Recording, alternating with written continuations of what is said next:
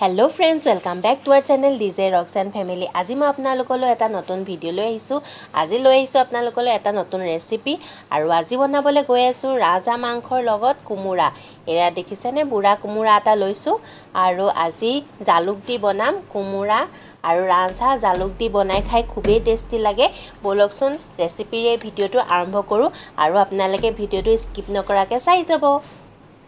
এতিয়া কুমুৰাটো কাটি লৈছো প্ৰথমতে এয়া ধুৰবই কুমুৰা কাটি আছে দেখিছেনে আৰু কুমুৰাটো যিহেতু বুঢ়া হয় আৰু বুঢ়া কুমুৰাবিলাক অলপ টান থাকে সেইকাৰণে অলপ সাৱধানে কাটিব লাগে আৰু এয়া দেখিছেনে আৰু কি বগা হৈ আছে বুঢ়া হলে এনেকৈ কুমুৰাবিলাক বগা হৈ যায় আৰু হাঁহৰ লগত বুঢ়া কুমুৰাই খাবলৈ বেষ্ট হয়।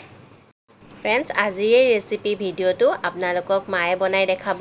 আমি যিহেতু গোলাঘাটত আছো আৰু এতিয়া এয়া মাংসখিনি ধোৱা হৈ গৈছে আৰু ধুৰবই মাক হেল্প কৰি দিব আৰু আজি মই অকল কেমেৰা কৰিম। আজি মই খানা নবনাও আৰু ঘৰলৈ আহিলে মায়ে বনোৱা এসাঁজ খাই খুবেই তৃপ্তি লাগে। আৰু এয়া দেখিছেনে ধুৰবই আলু কাটি ল'লে আৰু এতিয়া কুমুৰাখিনি বাকলি গুচাই ল'লে আৰু ফ্ৰেন্ডছ এয়া কুমুৰাটো অলপ ডাঙৰ ডাঙৰকৈ কাটিব লাগে নহলে কুমুৰাটো যদি গলি যায় তেতিয়া খাই ইমান ভাল নালাগিব। কুমুৰাটো অলপ ডাঙৰ ডাঙৰকৈ কাটি লৈছে।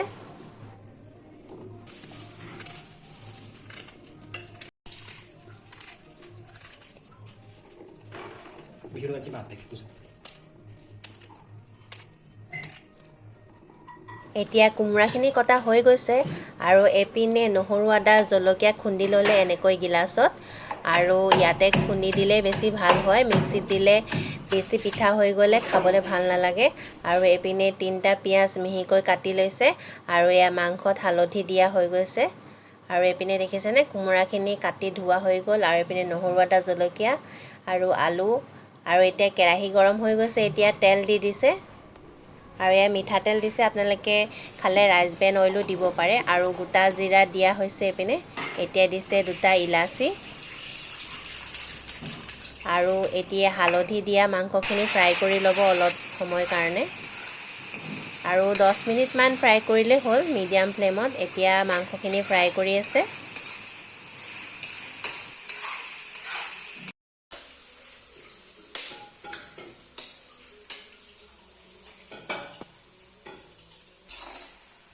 আৰু মাংসখিনি এনেকৈ লাহে লাহে লৰাই থাকিব লাগিব নহলে মাংসখিনি লাগি ধৰিব পাৰে।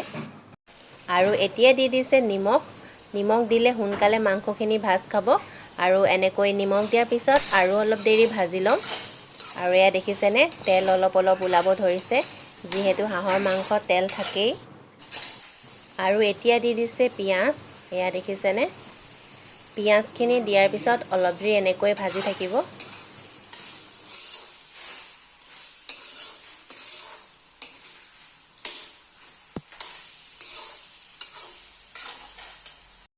ফ্ৰেন্ডছ এয়া দেখিছেনে মাংসখিনি কি ধুনীয়া এটা কালাৰ আহিছে আৰু পিঁয়াজখিনিও ভজা হৈ গৈছে। এতিয়া নহৰু আদা জলকীয়া পেষ্টখিনি দি দিছে আৰু পেষ্টখিনি দিয়াৰ পিছত অলপ দেৰি এনেকৈ ভাজি থাকিব।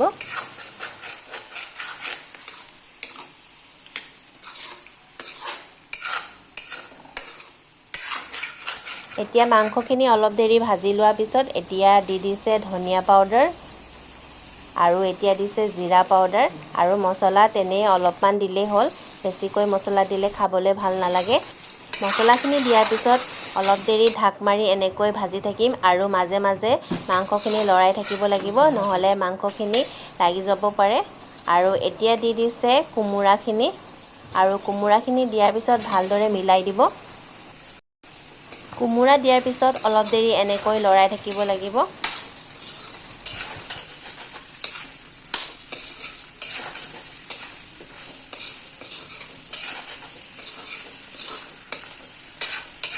এতিয়া কুমুৰাখিনি দিয়াৰ পিছত ঢাক মাৰি কম জুইত সিজিবলৈ দিম আৰু এপিনে ভাতো পাতি দিছে দেখিছেনে আৰু মাজে মাজে কুমুৰাখিনি লৰাই থাকিম।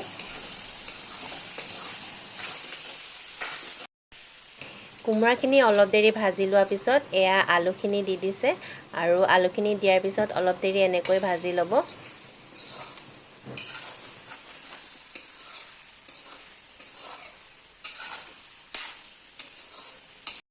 আলু দিয়াৰ পিছত অলপ দেৰি ভাজি ল'লে আৰু এতিয়া দি দিছে গৰম পানী দিয়াৰ পিছত অলপ দেৰি এনেকৈ উতলিবলৈ দিব আৰু দেখিছেনে ভালদৰে লৰাই দিছে যাতে তলত লাগি নধৰে